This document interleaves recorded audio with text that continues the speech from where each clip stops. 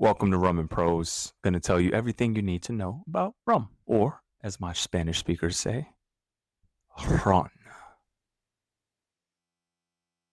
I'm gonna work on that. Recommending rums to drink, that's the easy part. I'll mostly help you understand not just what rum is today, but where it's coming from. And how will I do that? Books. Real quick for my numbers people. The global rum market's estimated value is between 15 billion and 20 billion USD. Most references skew on the higher end of that range. This second graph, that is an insane way to label rum, which we'll unpack why in later videos, but to offer an analogy, if I gave you a bottle of whiskey and told you it was golden or dark, you'd rightfully ask, what does that mean? All right, more numbers. Biggest group of rum drinkers in the world, Indians. Now, despite it having also one of the biggest populations in the world at 1.4 billion people, they also just have a long history of drinking rum. What is the world's best-selling rum? Probably for almost the last 10 years or so. The answer is Tanduay, out of Philippines at 24 million cases. If you guessed that correctly, talk to Miss Cleo and become an apprentice because that is some fortune teller behavior. Tanduay recorded a 2025 net income of 3.12 billion Philippine pesos, which is about 53 million USD. I could only find revenue for the first half of 2025, which is about 15.25 billion Philippine pesos, or 259 million USD. So if we multiply that by 2 as an approximation, we get 30.5 billion pesos or 519 million USD. In other words, a lot of rum money. Now you're probably wondering, why rum? Why rum? Because it is the best spirit in the world. That's a scientific and universal fact. When talking about the history connecting Africa, mainly West and Central, the Americas and Europe, rum is easily the most consequential spirit to connect those dots. Now, I won't leave out places like South Africa. They have a pretty lengthy sugarcane plantation history and is actually the largest sugarcane country on the continent. India, who we talked about recently, they eventually get tied up in the South African and Caribbean story. Australia, you ever heard of the Rum Corp, or more formally, the New South Wales Corps? Hawaii, Sicily. We're going to get into a lot of places. As a matter of fact, here's a preview.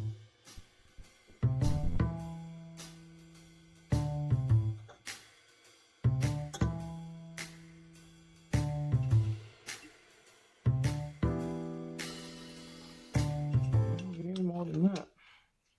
You do not need more than that.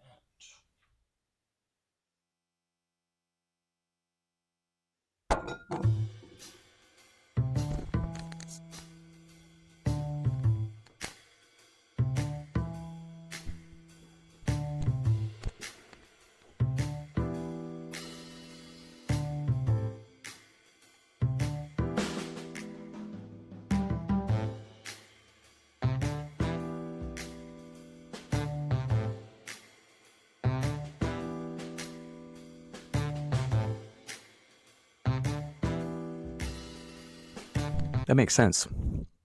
Yeah, that just makes sense. That makes a whole lot of sense, actually. But also because we really just don't know that much about rum in America. We've lost that vocabulary along the way. Case in point, what is rum made from? Rum natives, rum enthusiasts? Shut up. 1, 2, 3. Did you know that? And sugarcane is in the grass family, which means rum is fundamentally an agricultural product. Cane starts in the dirt before it is crushed, fermented, and distilled. I promise all of these words will make sense in later videos. But back to the historical aspect of it all. Guess what crop generated the vast majority of wealth for the colonial empires of the 1400s through the 1800s, give or take? You could say 1900s. Let's call it 1400s through the 1900s. Hint. What is rum made from? Math is math then, right? Because if sugarcane's outputs built the vast majority of early wealth for the Dutch, Portuguese, English, Spanish, few others, Denmark, then what liquor explains how this all came together? Exactly. You want to know how serious sugar and rum was? Here's a little mini history lesson circa mid-1700s. 1756 to 1763, France lost the 7 Years' War. Some call it the French and Indian War. And France said to England, okay, you can have virtually all of New France. Today, that is known as Canada. specifically St. Lawrence Valley, Quebec, Acadia, Cape Breton. And guess what France wanted in return for giving away all that land? Guadeloupe, the tiny but mighty sugarcane and rum nation. From a modern day context, it sounds completely insane, but the white gold, aka sugar, was so valuable that this was a trade. And that, folks, was the 1763 Treaty of Paris. I believe this is also when Grenada, St. Lucia, Dominica, not to be confused with the Dominican Republic, and Tobago only, not yet Trinidad, were also ceded to the British as part of that treaty. Which leads me to the prose part of Rum and Prose books. I will admit I am addicted to reading. If I do not read in the morning, it feels like I have not brushed my teeth. Reading is this addictive. It's unlike anything I've ever experienced in my life. It's not even any words for it to describe it. It's a feeling so intense and so pleasurable that I've seen it cause people to spend their last penny. I've seen people spend their rent money, their food money, their everything.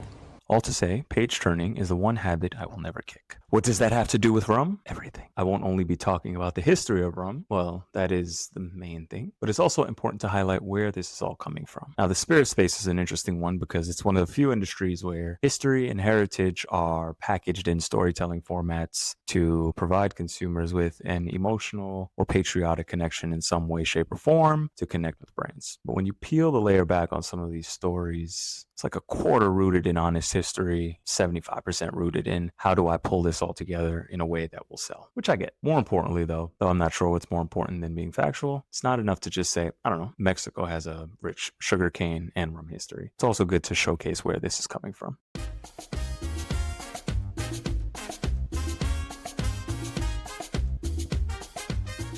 We'll also talk about how rum is made, what rules govern rum in specific countries, which gets very detailed, the vast range of countries that produce rum, kind of talked about that a little bit, and a bunch of other good details. In the meantime, let me give you a sneak preview from a book I recently started called The King of Drinks, Schnapps Gin from Modernity to Tradition. Now, the heart of this book analyzes something I was 100% unaware of, how Dutch gin became central to West African socio-cultural and ritualistic practices from the second half of the 1800s through the late 1900s. But a key thing to remember is that long before Dutch gin was imported into West Africa, and we're mainly talking about Ghana and Nigeria with this study, African nation states and tribes already had a long history with trading and drinking distilled spirits via interactions with European nation states. But even before interactions with the European nation states, Africans had long-standing native drinking practices. Prime example of that is palm wine. From the author. Before the arrival of imported distilled liquors, West Africans mainly enjoyed two types of alcoholic drinks, palm wine and pito, a beer made from millet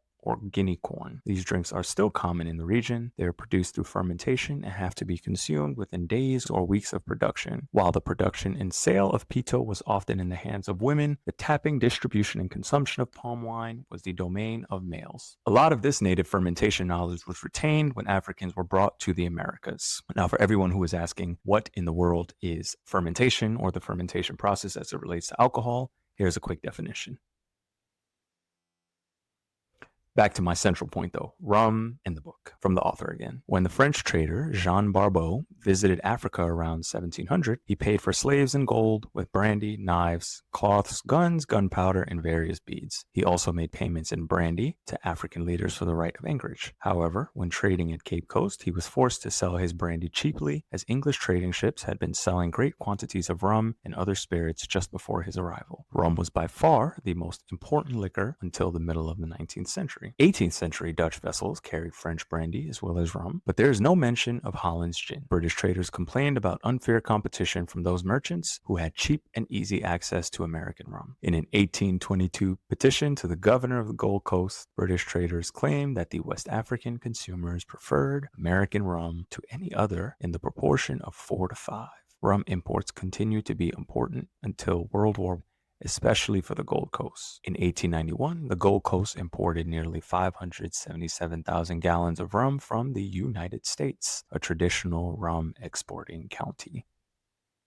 I think that's supposed to be country. Now I know my fellow Americans saw the words American rum and said, huh? Yes, America has a long history with rum going back to the 1600s. I would argue, alongside beer, fruit brandies, rum was one of the earliest high-proof distilled spirits in the original 13 colonies. And sugar, molasses, and rum were critical components that led the country to seek freedom for Britain. Don't believe it? Well, that's why we have evidence. In the late 1600s, early 1700s, the majority of the 600,000 gallons of Barbados rum went to North America, particularly the Chesapeake and New England. Not just the final product, molasses as well, since there were a ton of distilleries in the Northeast pocket. New Englanders took it upon themselves to turn almost all of that molasses into rum. Here's another example.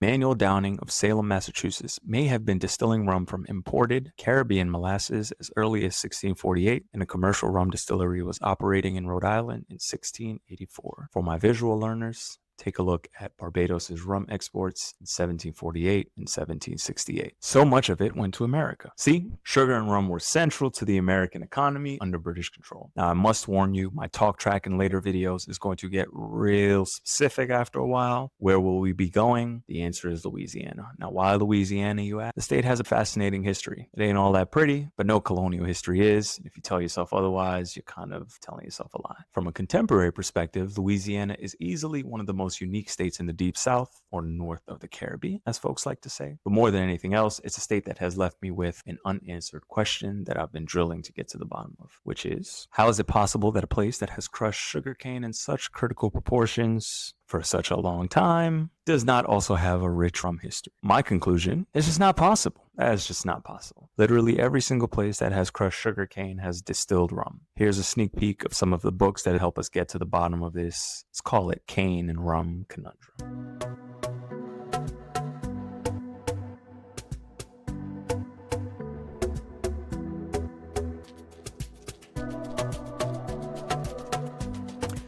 The conclusion you should draw for now is that America has an incredibly rich rum history. And Louisiana, the place that grows so much sugarcane, also has an incredibly rich rum history, even if not widely discussed today. I'm going to make sure this beautiful slice of history never dies. Look, many don't understand rum or think about this incredibly historical spirit from a very narrow perspective. Truthfully, it's not your fault. You can only know what you know based on the stuff you've seen on the majority of liquor shelves. I hope you understand that rum is so much more and has come a very long way. Of course, it tastes great, but the liquid is also a gateway to exploring the world, both past and present. The history is not a pretty one, as I mentioned, but I believe that the only way you develop the vocabulary and thick skin to discuss hard things is by discussing hard things, not avoiding it. For me personally, rum has always been present, from the original sickness remedy to being just a default beverage in and around a very Caribbean upbringing. Rum always was, not in a pejorative way, just in a very default way. I guess it's only natural that age and maturity, the fact that I like to read, led me down the path of understanding the heart and soul of the beverage from a cultural, ritualistic, historical, technical understanding. Now, if you really want to understand something, you got to be willing to dive off into the deep end and go to the heart of it. Stay tuned. We got a lot more rum to talk about. Please rum responsibly. Cheers, preferably with a book in hand. Now, if you want deep dives into any of the things I discussed today, I've written some pretty long articles on all of the above. We'll answer, fill in gaps, and preempt you if you are an eager beaver and you want to know the answers to some of the stuff that I discussed. I'm out.